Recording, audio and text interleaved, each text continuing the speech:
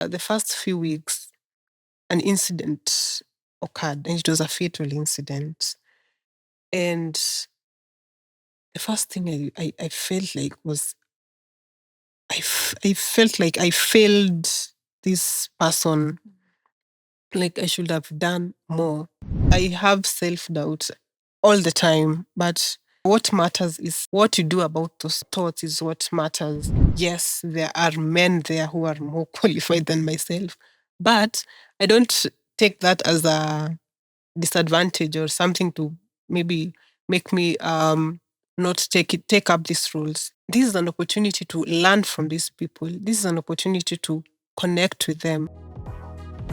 I'm Vivian Boaz, and this is the EHS Unplugged podcast, the show where we share tips on home and workplace safety, environmental sustainability, and health and wellness tips. Join us as we explore these topics with industry experts and learn to create a safer and healthier world. Hi, guys. Welcome back to another episode of the EHS Unplugged podcast. Joining us today is a lady who is doing amazing work in the field of OSH. But I don't want to preempt, so I'm going to let her introduce herself. Karibu sana. Asante. Thank you, Vivian, for having me here. My name is Desma Kayando. I am a health and safety practitioner. I'm currently in the telecom industry, having previously worked in construction. I've had more than 6 years experience in the industry, and I'm a member of several organizations and recently joined the IIRSM, that is the International Institute of Risk and Safety Management, as a full member and the newest member of the ambassador. It has actually been formed after as the part of the 50 years anniversary. It's an initiative to celebrate that. So happy to be here. Glad to see you, and we'll hope to know more about each other as the episode continues. Thanks. Karibu sana, it's about time. I mean, we've been postponing this episode for too long, so I am happy for you to finally be here. So we normally have a very fun session before we get into the more serious OSH stuff. So my first question would be, why safety? Why did you choose safety as a profession? You could easily have been a farmer, a fisherwoman. So why safety? So from a very young age, I am a caring person, and I originally wanted to go into medicine because of it's a profession that everyone wants to do when they grow up. When you ask a child, what do you want to be? I want to be a doctor or an engineer. I wanted that because I felt like I would help people feel better. When people are sick, you'll help them feel better. So being a top achiever, being a bright student, I knew I would be a doctor. But growing up and doing my KCSE, my Form 4 exam, the aggregate points didn't, I wasn't like accepted into that course. So I started asking around and doing research. What do I do now that aligns with what I wanted, that goes hand in hand with medicine? So I found out that there's this course called environmental health, and which is more of preventive medicine. So I decided this is what I'm going to do. Um, I realized there's a profession of where people prevent others from getting sick. So I was like, this is what I'm going to do, and this is what I'm going to major in. That's how I ended up doing environmental health. And fast forward to my fourth year, And there was this unit called occupational health and safety. That was the first time I heard about occupational health and safety, and didn't put much thought into it. I knew that I would work in when you do environmental health during your attachment, you get posted to a hospital. So I didn't like that experience much. I was like, is this really what I want to do? I would look at what they're doing. You will we do rounds in the hospital, go to the nursing section. And I was like, this isn't really what I want. So I got my first job in the water and sanitation industry, and worked with AMREF. It was actually not a job, an internship. And the manager there would tell us, this is not, you shouldn't like put all your focus in this internship. You should look for jobs. So that's how I ended up applying for a job. A friend shared a posting, and they were like, Desma, you did things to do with health. So they didn't even know what OSH was. This company was looking for an occupational health and safety officer. So, and they were uh, at what I was doing current at the internship, we were being paid on commission. So I wanted a place where I would get a salary.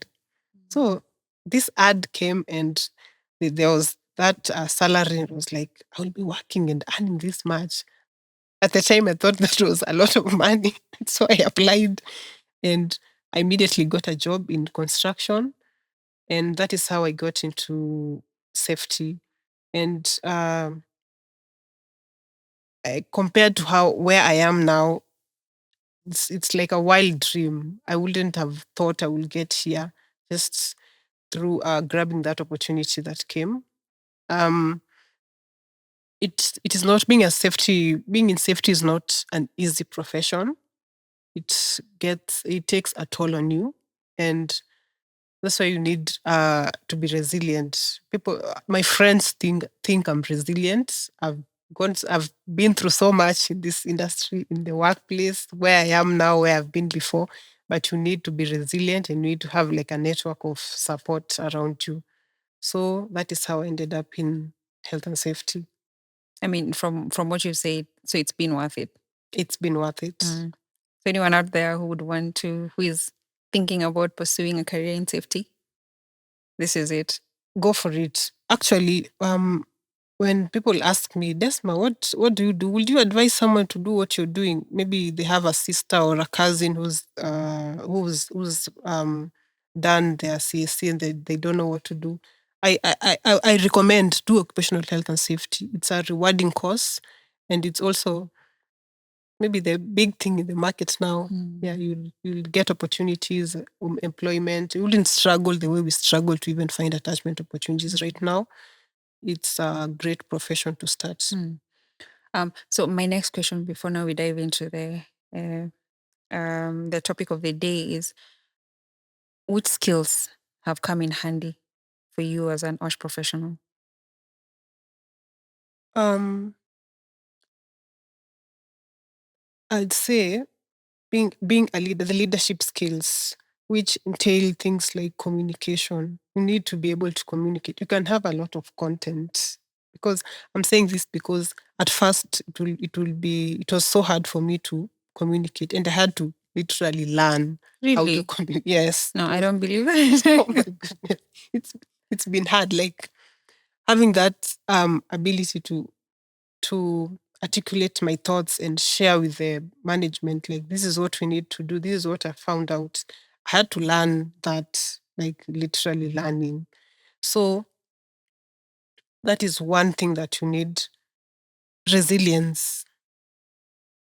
An incident happens, you need to be ready. Everyone is looking at this health and safety person. I don't know if I should share like an experience. It's okay.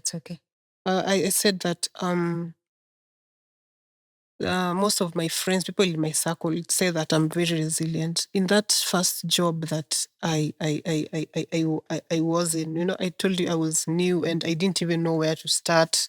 Like, I had never done OSH. I had to go back to my books and read my university notes, that course notes, like what is OSH, what do we have to do, what does it entail? And then I even called a friend and asked them, so where do I start? I've gotten this job. I'm the health and safety person here. Where do I start? What do I ask them for? Should I ask for PPE? And they were like, yeah, that's a good place to start. Ask for PPEs. We need to wear PPEs on site. I had to learn so much. So in that the first few weeks, an incident occurred, and it was a fatal incident. And the first thing I felt like was I felt like I failed this person. Like I should have done more. You start asking yourself, should I have done more to prevent that? Should I think I need to expand my knowledge in this field so that this doesn't happen again.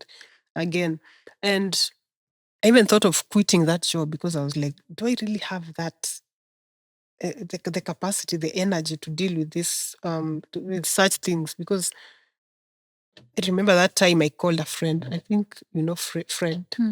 I called Fred and I told him there has been an incident and I don't know what to do. What do I do? Because I was so scared. I was so it was a bad experience. You don't want to experience a fatality at the workplace. So knowing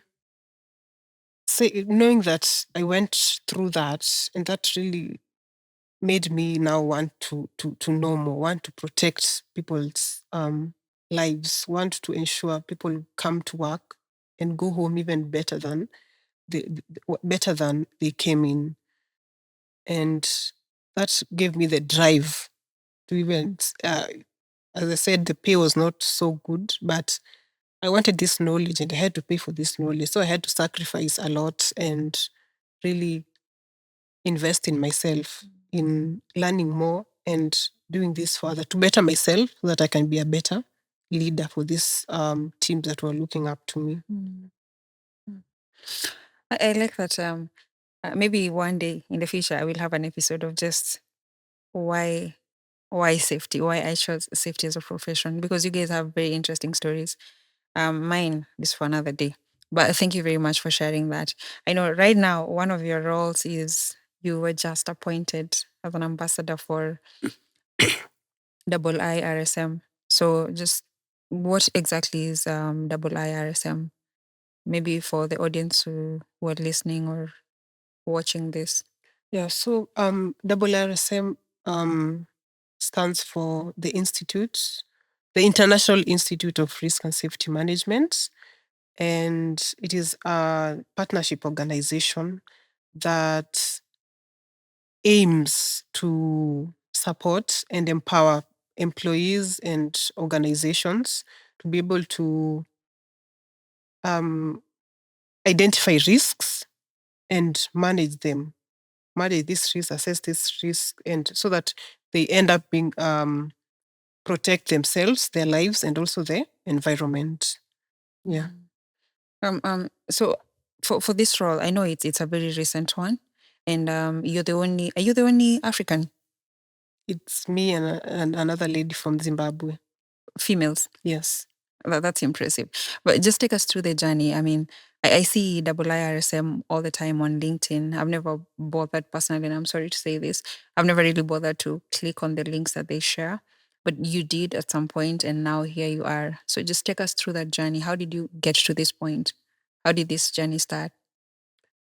I can say this journey started like a year ago when I joined the Women in Safety program. So maybe I can talk about a little bit about that program. It's the reason I'm saying this is to encourage people to be on these social media platforms, especially LinkedIn, and interact with people. So how I found out about this program is someone shared a post about them completing the IOSH Managing Safely course.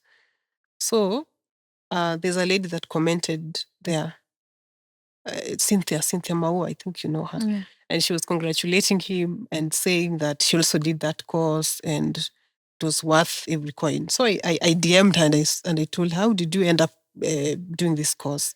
And she told me there is this organization called ROSPA, the Royal Society of Accident Preventions. They normally sponsor women. There's a program called Women Safety Program, and she did that course through the sponsorship from this organization. So I was like, she told me, go check it out, and when they open for new applications, you would apply. So I checked, and it was they had closed applications.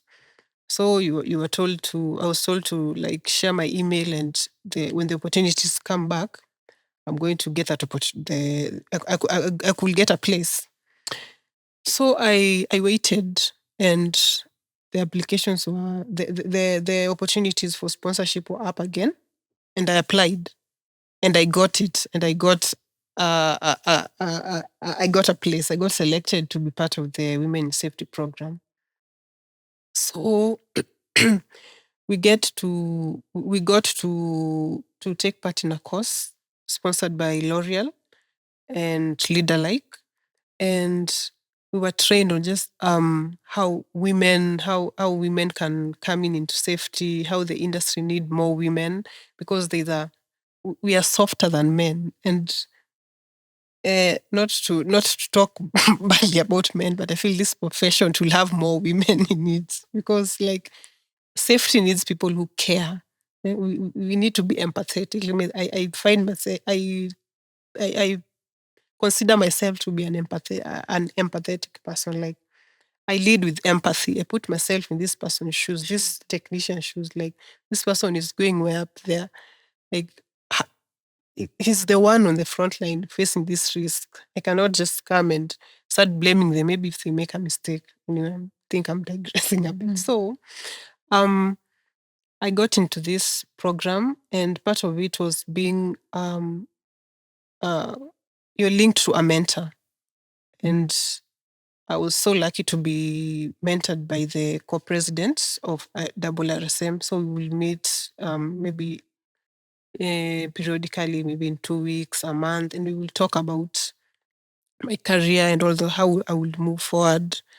So come last month, I think in October, early October, there was this advert. They were calling out for members to apply for this ambassadorial role. So I checked out the criteria they were using to select people, and I was like, I'm not qualified for this, so I don't think I should. Then I had mentioned about the leader, like there's a very awesome lady called Karen J. Hewitt. She's the one who like she chairs most of this women's safety program. So she DM'd me and she was like, Desma, would you be interested in this role? And I was like, yeah, but I'm not a member. So she said, just apply and then you could get it. They want like membership from everywhere, not only everywhere, not only in the UK. So just give it a try. So I did, and she came back and said you have to be a member for you to apply for this role. So I had to seek membership, and I applied, and I got a. I didn't even know that I was qualified to be a full member. So I applied and I got that membership. And later on, I applied for the role, not knowing that I would get. I was just trying, just trying. Most of these things I have tried. I just put yourself out there. Put myself out there. If they consider and give me a place, fine. If they don't, fine. I'd tell myself that I tried. So I got the place, and yeah, here I am. So what are your roles So exactly? my roles are to basically speak on behalf of IIRSM, advocate for the message helping IRSM reach its vision, which is to make organizations more resilient, make organizations create communities of risk leaders, communities of people who can identify risk, not only physical risk, even risks in the supply chain, financial risks, cyber security risks. That these are things that can be can bring cause a downfall of a company. So that, and also speaking on behalf of them in events, in committees, even in the media, if there's any opportunity that you can get to create that awareness, like what we are doing now, that is what expected to do. Just be an advocate of risk management for the organization. I like that, but I know right now at the moment you guys don't have visibility in Africa. Well, let me focus on East Africa. You don't have visibility. So how are you going to change that as the new ambassador? Great question. How I'm going to change that, as it is all in the roles. It is all in the roles that I'm expected to deliver. Going to schools, institutions, organizations, selling this idea, selling the value addition that I'm going to bring into this organization, that IIRSM is going to bring into this organization. Organizing webinars, organizing training sessions, even if it means doing it for free. Just having a webinar is not, people think people just come and speak, and it's not that It's easy. not, Financial yeah. decisions have to be made, and people have to sacrifice their time. So they're ready to do that. They're ready to partner or co-host with local organizations, local initiatives like the EHS Unplugged podcast, and so that we may reach as many people as possible. And just having that one-on-one conversations with people and telling them the advantages of having this organization, being a member of this organization, will help create the awareness. I also I like that because we have associations like WASPAC. I mentioned we have SHAU, we have Tohasa. This is you can get membership from these associations. So is there anything in the works, plans in underway to bring these associations on board? Yes. There's the option of having a branch for East Africa, and that will be Kenya, Uganda, Tanzania, maybe Ethiopia, and all those countries within East Africa. And we can even go beyond that. There's few countries that we have, because Africa is quite big. There's a branch in West Africa, so we can come together as the three organizations and showcase what we are doing.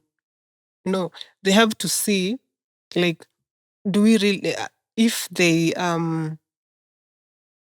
the demand, they want to see the demand from many members. If more people seek membership, more people join IRSM, they'll be able to bring in resources to create a branch here. But aside from that, there are also other things that can be done, that IRSM can help to support like local organizations and local associations like WASPAC. There's the training. They can be able to. I know there are people who have like training organizations. They are trainers, local trainers. You can be verified. You can be verified by RSM to be approved to be a trainer. This will open you to like a bigger audience, a bigger market. There are organizations who have already partnered with IRSM, and they want to seek, to show that they are maybe the things they are into diversity, equity, and inclusion. So they normally could sponsor a training, and members of East Africa can take part in those trainings for free. Yeah. So there's that. There's also the Risk Excellence Awards that non-members can apply. And once you apply and you get and other people see that you can apply for this thing and get awarded, it influences other people to do it. Myself being a member, so a number of people have like reached out. How did you get this? How did you become a member? How do I apply? So it's just to create that awareness, to merge the existing organizations. If it's having these workshops, webinars, just to create that visibility. Yeah. Mm. Well, that's impressive. But for membership, you've mentioned membership. How does one join? What are the membership fees? How long does it take to be approved? The process is quite simple. For you to become a member, you go to the IIRSM website, and I could share the links. Maybe we can share in the description of this podcast. So the membership levels start from student membership, and then there's associate membership. There's a full member and a fellow. Personally, I'm a full member. So you need like for the full member, there's the experience and qualification route, and there's also the experience route. So personally, I have the experience and the qualifications. So what you'll need to do is you'll share your CV and your academic certificate for them to ascertain that you fit in this level. If you want to be for the students, there are so many students in institutions who don't know the benefits of that they could gain from this. You can get like a mentor to start you up early. Some of us started very late, like we were already into their careers and we didn't even have guidance on what paths to follow. But once you start uh, once you start as a student, by the time you're starting your career, you'll have a very good foundation that most of us didn't have. But like for example, right now I'm mentoring. I have like I recently became a line manager, so there are like two people I'm mentoring, and I'm encouraging them to join these organizations. And I see myself in them, but they really don't know that what path to follow, like what organizations to join. I'm encouraging them to join WASPAC, to join IIRSM, and really telling them it is not you would have to go very deep into your pockets. It's around 1,600 to join for a student with a membership fee, and you'll get mentorship within IRSM. You get to meet so many people, you get to network, and even get a chance to get better jobs. Yeah. Um, for you, who is in a very high risk industry, telecommunications and construction, how do you think being a member of IIRSM is going to be beneficial? Take me, for example. Yeah, we are in telecom, and the risks are so high. People are working in high risk situations on a daily. So being in a IIRSM, I think it opens your mind. It opens your mind. There are resources there to help manage these high risk situations. How do we prepare ourselves? Like when you're doing your risk assessment for example, working at heights, like do it helps you like do a holistic risk assessment. Um, when you're bringing in an employee, there's that framework. There's the competency framework that IIRSM has. When you're selecting maybe the leadership team, the technicians, whoever is coming to work to you during recruitment, their skills, the competence. Maybe this person can have the technical skills, but they don't have a leadership skill. This will end up affecting the organization. True. It will end up affecting your profits because this person doesn't have the business in mind. They don't have the goal of the business in mind. So they do like a holistic assessment from onboarding an employee in onboarding contractors, in getting in new jobs. So it's not all about the physical risk. It's everything that will affect the employee from the onset, from when they get into the organization, when they're doing their day-to-day operations. So, and ending up creating a sustainable business.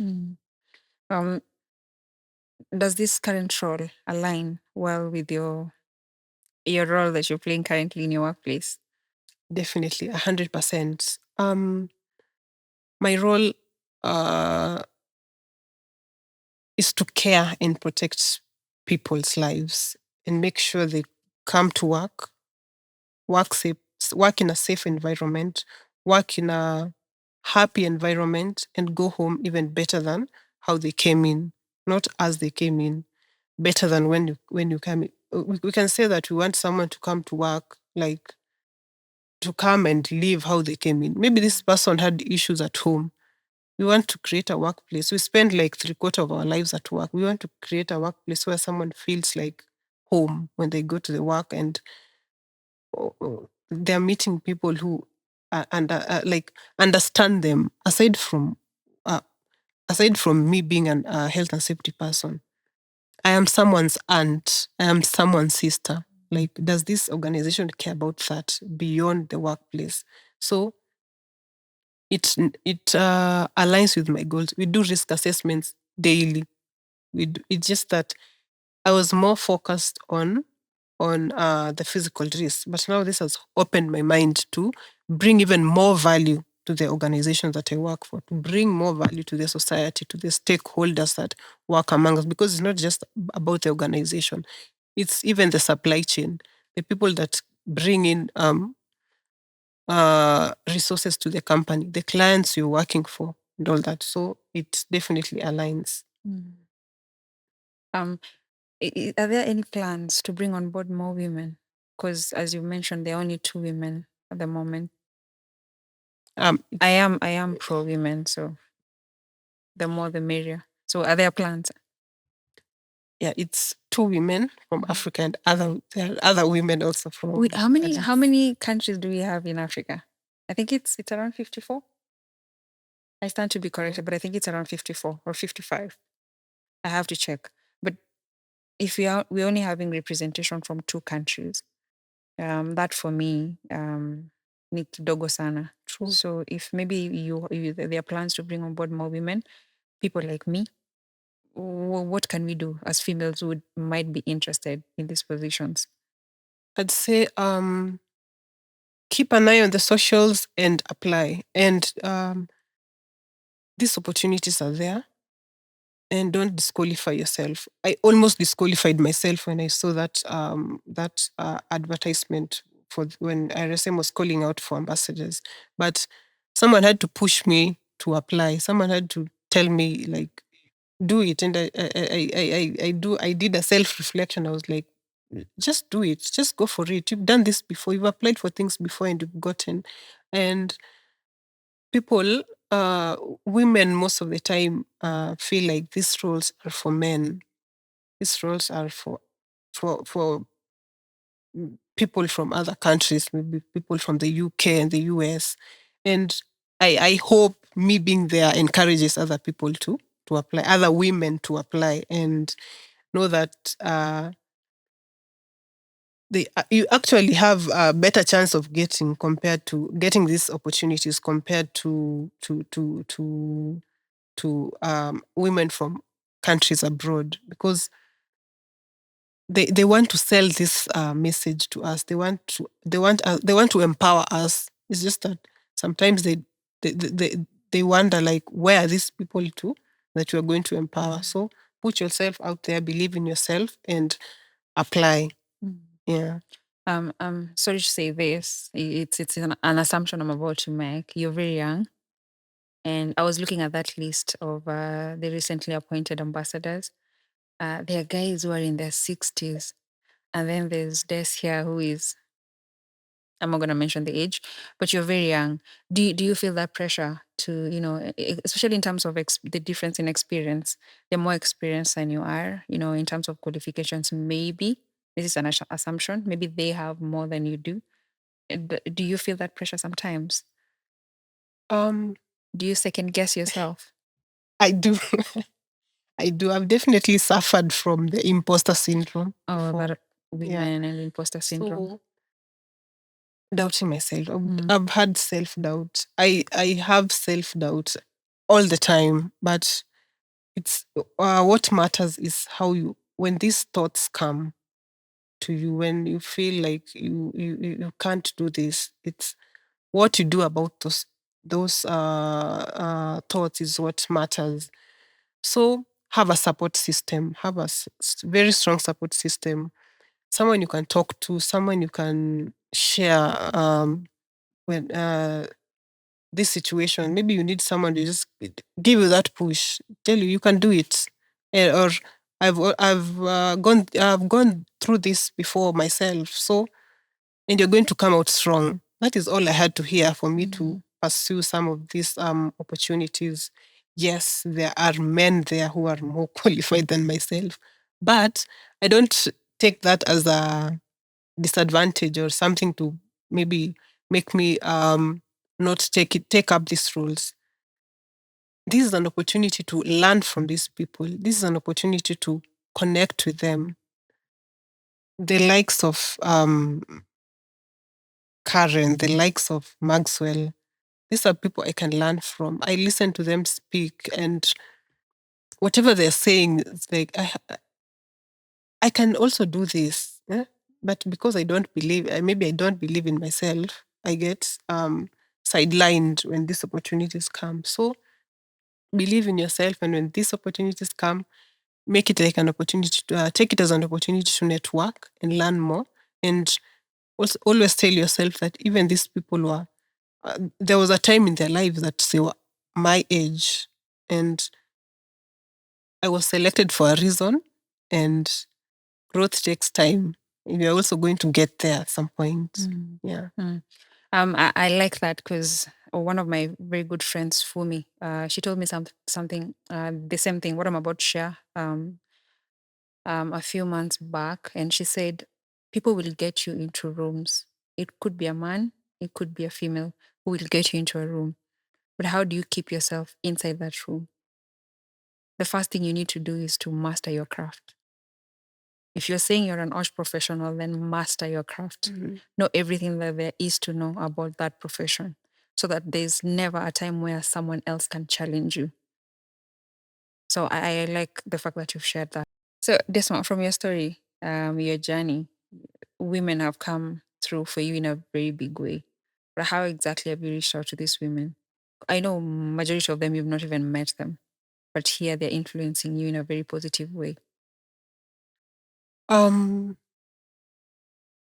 My journey started with the Women in Safety program.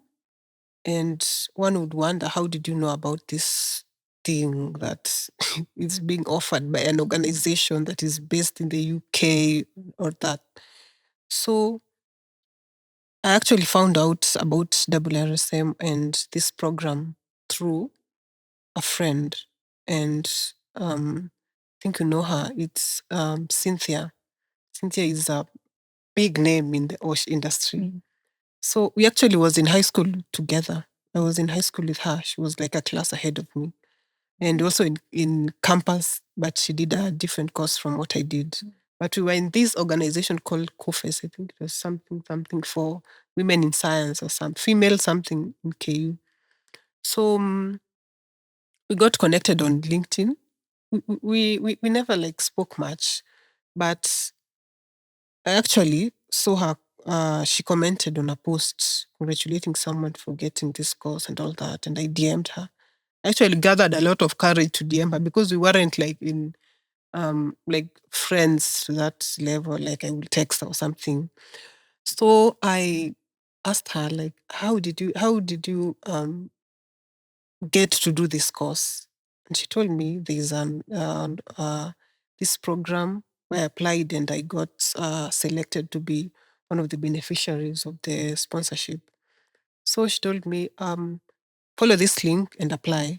And the applications were closed. And later on, I applied. I used to like go on and revisit that site if they had their applications were open again. So until they finally were, and I applied, and I got selected to be in the program. And on joining, it was we were all women, but 2 women from Africa. And I wondered, like, why don't other people apply for these things? Why is this just myself from Kenya? So, what I'd advise fellow women is look out for these opportunities. Be vocal. Be active on LinkedIn. Be active on these social media platforms. Look out for I've mentioned on DEI, diversity, equity, and inclusion. Many organizations are putting in resources to, I don't know if it's to prove that it's To empower women. to empower women. So the opportunities are there. They're just waiting for you to apply.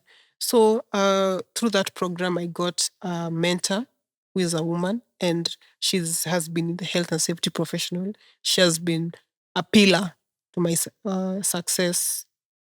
I don't know if I'm successful. You are. It depends on your definition of success. Yeah, exactly. Yeah. To how far I've come. Like through that program, I've get to meet so many people, so many amazing women, and just to be able to see how they're doing it, and they give it gives you like it encourages you to keep moving forward no matter the challenges. I know we experience more challenges. Those people have like 200 years of systems, health and safety systems. Ours, we're just getting people to know. This podcast is to get people to know more about THS. But so women, I had said women are, I think we do better in this profession because we are empathetic. We have caring hearts. So more organizations will prefer us to fill these opportunities. So look out for opportunities online, apply, don't disregard, don't disqualify yourself. And these mentors are there. Also for IIRSM, they have like a mentorship scheme where you get linked to a mentor who mentors you in risk management, in health and safety. So there are programs for mentoring. I think also in IOSH, there's that program. Mentorship program, yes. There's a mentorship program. So I think the bottom line is getting membership into these professional organizations, because there are so many opportunities, so many resources, so that you won't feel like you're alone. And I think for our viewers who are women, we didn't get this opportunity. We didn't get people to guide us, and such a thing like a podcast to help you, like, see that other people are doing it, and consider yourself so lucky You that can do it too. you can do it too. Yes. I like that you can do it too, but there's a balance here, because in your workplace you're the health and safety manager, and that is a very demanding role in itself. And then now you're an ambassador within this professional body where you're also expected to perform highly. So how are you balancing these two? Wow, it has actually been a challenge. I've taken up so many roles outside my job. Yeah, because I think that's why some people are hesitant to apply for these things. They're like, I already have so much that's going on in my life, so why take on this additional responsibility? It depends on your goals and where you want to be in your career, your ambitions. I consider myself a very ambitious person. Sometimes I She think I is. am over ambitious. There's another role that I've been selected to take part in. I was like, I wanted to ask my mentor, am I taking am I taking part in so many things? Is it too much? Should I stop? And sometimes you don't know like when to stop or but I still feel like I can do it. I always tell myself I can do it. If people bring maybe most people come to me with their challenges at the workplace. Health and safety person, people come to you with challenges, they come to you with problems, but you can shift that mindset. There's something called the Tigro model, or on how you, maybe when someone comes to you with a problem, like how you handle that. People have solutions. These technicians have solutions, but they expect us. Someone comes to you and tells you, I'm experiencing this challenge. What do I do?